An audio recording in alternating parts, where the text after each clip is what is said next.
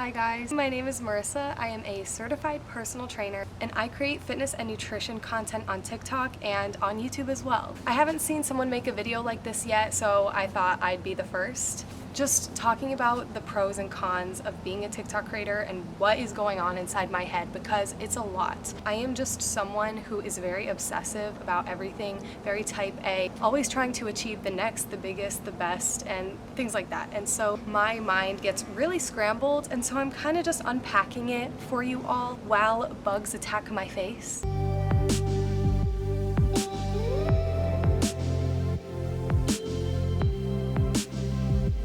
I consider myself a TikTok creator because I have a decent amount of followers and I am a part of TikTok's creator program, so that means they personally reached out to me to be a part of it. So I hope that makes me qualified enough to talk about these things. I think they do. Let me just preface by saying that I am speaking on behalf of myself and only myself. I do have a friend that is also a TikTok creator and we do share a lot of these struggles, but I don't want to talk for everybody because everybody's experience on this app is different. We all make different content and so on. I guess I can give you a little background on my journey becoming a TikTok creator. I started my account in January of this year. It is now late May. So I've had my TikTok for 4 months. I was able to gain traction very fast, and this is really a unique app where you can gain organic growth very quickly if your content is great. So I was very blessed to be able to do that because I always wanted to have a voice to be able to ultimately help people with their health. So whether or not you're coming to my channel from already being a subscriber or knowing me from TikTok, or you're just seeing this pop up in your browsing features, I post a lot of fitness and nutrition content on TikTok, and I plan to do the same on my YouTube.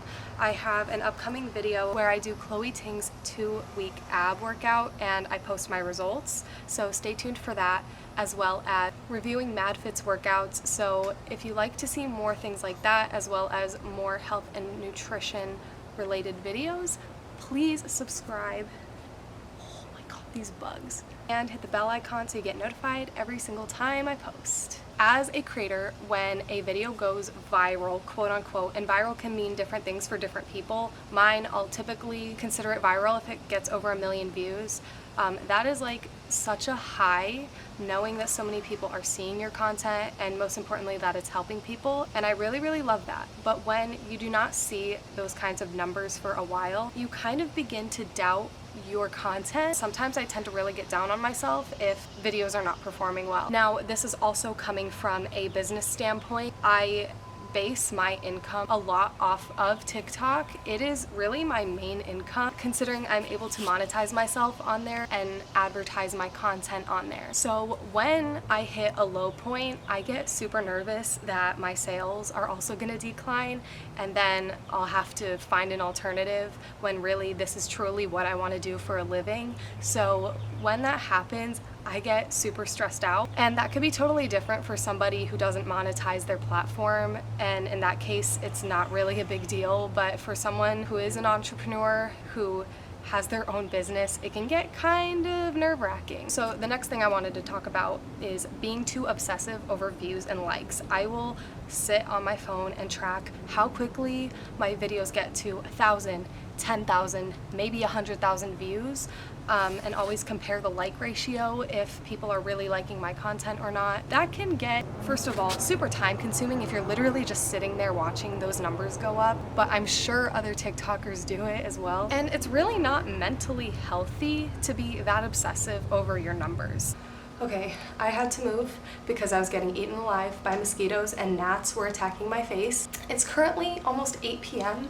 and it's still 80 degrees outside, so excuse the shiny face, I can't help it, and I can't film inside. So this next part is pretty similar to not gaining views. It's not gaining followers. And this one tends to hurt a little bit more, especially because when you get to a certain point, when you are not actively gaining new followers, you will really see how many people unfollow you, because everyone is constantly following and unfollowing. But when not a lot of people are following you and then you see the number go down because maybe the same amount of people are unfollowing you like every other week, but because your follower count is not increasing significantly, you're seeing the number drop, and that is scary. For the first time, I have really been stagnant at my current number for about a week, and it is terrifying thinking that TikTok is not going to show your content to a lot of people anymore. I have come across accounts with like 200, 300, maybe even 1 million followers that have really crappy views, and I always wonder, what happened? In my experience, my content has been only getting better, yet I feel like my views have gone down, and because of that, I'm not gaining as many followers as I used to. And that freaks me out, that my audience is not actively growing, and I never want to hit that plateau like I am right now. And that just makes you get inside your head and question a lot of the things that you're doing, and that really takes a toll on your mental health sometimes. But something that takes a worse toll on your mental health is hate comments. I don't care how big someone is, they will be reading their comment section. Maybe they're not responding to a lot of them, but they're definitely reading them. And as someone who has gotten a lot of hate on TikTok and YouTube, I can say that it puts you in a really dark place. I always pride myself on being confident and practicing self-love every single day, but when the majority or even half of the people in your comment section are saying something rude or negative, it really takes a toll. I've had to turn comments off for certain posts just so I don't see them and have them make me question myself even more. So just as anyone, whether you're a creator or not on the app, please try and spread positivity. If you're gonna comment on something, comment the good things and always be positive, because you really don't know how poorly it is going to affect someone. Because with TikTok, you are able to grow a large audience very quickly, and a lot of the creators on there have never had experience being in the spotlight before, and with that spotlight comes hate,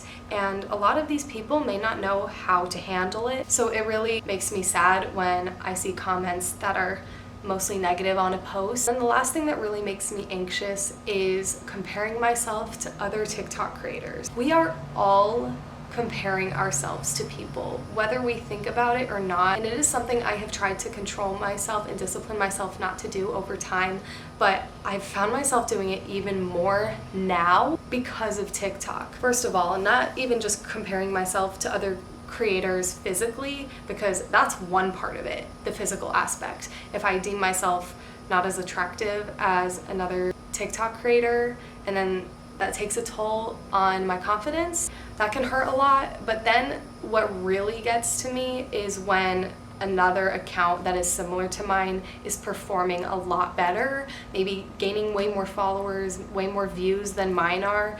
And I know I shouldn't compare myself, because truly we are all different. We all started at a different time. You can't compare your beginning to someone else's middle, but I still do it. I hope that if you are a TikTok creator, you can avoid this. It just sucks because a lot of these similar creators to me always pop up on my For You page, because I find myself checking their follower count and seeing, oh, did they reach where I'm at? Are they farther than me? What I've chosen to do is just scroll past and not check their account. It really sucks that I do that, and I am so new at this.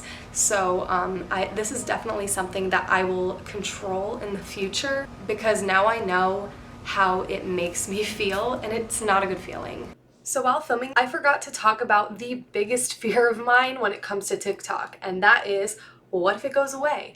I have 171,000 followers on TikTok and only around 6,000 followers on Instagram, and around that for YouTube subscribers as well. So that's a huge chunk of my audience that I would be losing if TikTok mysteriously went away and died like Vine did. So that makes me super nervous, just at the fact that what if my audience can't find me on these other platforms? It kind of freaks me out. So that is always something that's going through my head as well, is how do I get a good conversion rate from my TikTok to my Instagram? So if you're seeing this and you've come from TikTok and you want to follow me on my Instagram, even if you don't like the pictures I'm posting, potentially I'm gonna need to post more content around health and fitness on there as well. But ultimately, YouTube is going to be your number one priority, because that is where I'm going to be posting the most valuable content. So yeah, back to the regular video. But even though there's a lot that goes on in my head about all these different things, it really doesn't compare to the positives. I feel such a sense of purpose knowing that I am helping so many people. Those that comment on my videos really truly make my day,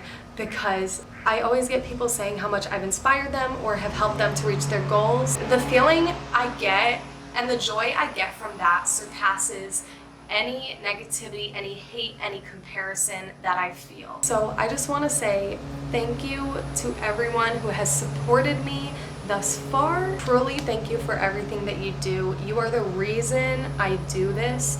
The whole reason I got on TikTok in the first place was to be able to grow my audience and help people and make you as confident as you possibly can and help you with your fitness and your nutrition, and I love doing that. I know that's my purpose, and the fact that I'm able to do that even before I graduate college is such a blessing.